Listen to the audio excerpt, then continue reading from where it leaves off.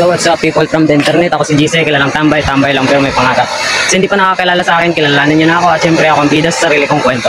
So ngayong araw kasi, syempre nandito ako sa Aplaya. Ganyan naman, nagpapangin ako dito pero didiretso ako sa barbershop kasi nga papagupitan ko na itong buhok ko kasi sa susunod na araw, ipapabridge ko na itong buhok ko. So ngayon nagpapangin pa lang ako dito kasi syempre mainit kasi. Tapos dito lang din talaga yung tambayan ko.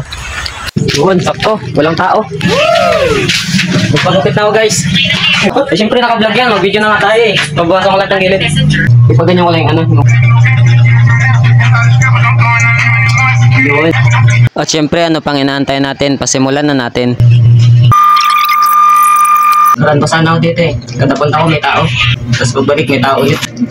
Nakatalit na yan sa likod. Mga ilang buwan na rin nga itong walang bawas ang buhok ko. At syempre susubukan ko munang magpahaba para masubukan ko rin muna magpa-braids. At hindi ko rin nga alam kung bakit na kahit ganito kagulo yung buhok ko, gustong gusto ko pa rin na magpahaba ng buhok. At syempre dito lang din ako pabalik-balik sa barbershop ni Katito dahil alam niya na rin yung mga hairstyle na gusto ko. Dahil iba-ibang gupit na rin ang nagawa niya sa akin. Tamang kwentuhan lang din muna kami dito habang sinusuklay niya yung mabigat kong buhok. Natatawa na lang rin nga ako kasi hindi na kaya ng clip. Iba na yung katawan.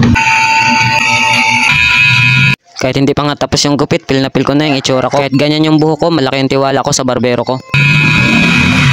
Matagal ko rin pinag-isipan kung anong gagawin ko dito sa buhok ko. Bahala na to. At di ko na rin nga napapansin, kamukha ko na rin nga pala tong brush. Grabiha naman yon.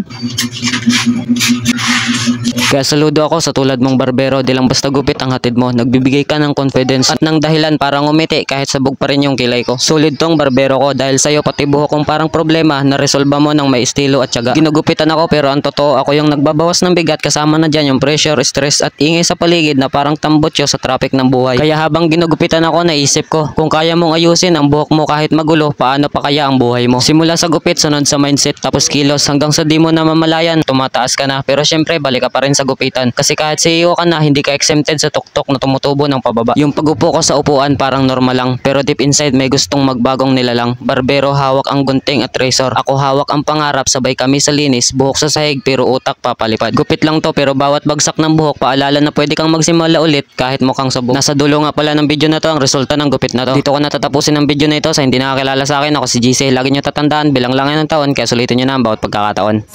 Mas ela só quer saber disso. Só pra sentar, penta, penta, penta, penta, penta.